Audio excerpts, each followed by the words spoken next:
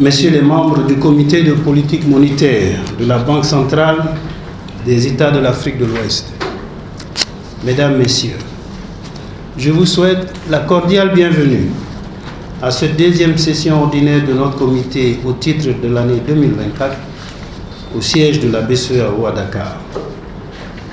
Je salue la présence de M. Kwesi Anderson Martens Gomes, qui participe pour la première fois à notre comité suite à sa nomination par le Conseil des ministres.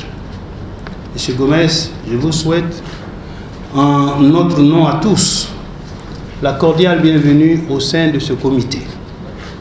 Il ne fait aucun doute que votre grande expérience contribuera à enrichir nos échanges. Messieurs les membres du comité de politique monétaire, après une année 2023 plus résiliente que prévu, le dynamisme de l'activité économique mondiale s'est poursuivi au premier trimestre de l'année 2024, selon les prévisions du Fonds monétaire international. La croissance mondiale devrait ressortir à 3,2% en 2024, comme en 2023. L'inflation demeure encore élevée, malgré une orientation à la baisse. Dans ce contexte, la plupart des banques centrales ont maintenu leur taux directeur inchangé, avec toutefois des anticipations à la baisse au cours du second semestre de l'année 2024. Au sein de l'Union économique et monétaire ouest-africaine, l'activité économique est demeurée dynamique au premier trimestre 2024, avec une croissance estimée à 5,1%. La bonne tenue de l'activité dans l'ensemble des secteurs laisse augurer pour l'année 2024 une croissance robuste, projetée à plus de 6% après 5,3% en 2023. L'inflation s'est située à 2,8% au premier trimestre de l'année 2024, se maintenant dans la fourchette cible de 1 à 3%. L'inflation sous-jacente a pour sa part baissé pour se situer à 2%. Au niveau des comptes extérieurs, la situation s'est améliorée. Nous avons bénéficié de l'évolution favorable des termes de l'échange, particulièrement de la baisse des cours des produits énergétiques importés, de la hausse des prix de nos principales matières premières exportées, à savoir l'or, le cacao, le coton et le caoutchouc. Par ailleurs, les mobilisations importantes de ressources extérieures effectuées par certains États au premier trimestre de l'année 2024 ont conforté nos comptes extérieurs. Le financement de l'activité économique est pour sa part convenablement assuré par les banques.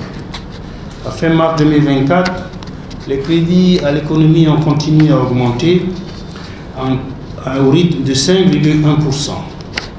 Les crédits directs accordés par les banques aux entreprises privées non financières se sont accrus de plus de 7%. Messieurs les membres du comité de politique monétaire, au cours de la présente session, nous aurons examiné, au titre des dossiers en décision, le rapport sur la politique monétaire dans 8 mois.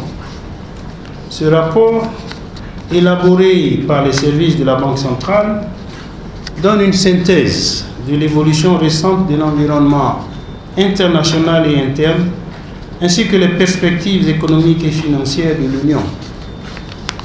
Il examine également les risques qui entourent ces évolutions et formule des propositions de mesures de politique monétaire. Par ailleurs, une demande d'admissibilité au guichet de refinancement de la Banque centrale des titres émis par un établissement financier à caractère bancaire, ainsi que le renouvellement du mandat d'un membre nommé intuitif personnel du Conseil national du crédit de la Guinée-Bissau, nous sont soumis pour examen et décision. D'autres points sont inscrits en information et pourraient, comme à l'accoutumée et en fonction des questions, faire l'objet de présentations. Messieurs les membres du comité de politique monétaire, sur la base du point de présence qui nous a été fait, le quorum est atteint et nous pouvons valablement délibérer. C'est sur ces quelques mots que je déclare ouverte notre session et je souhaite plein succès à nos travaux et vous remercie de votre très aimable attention.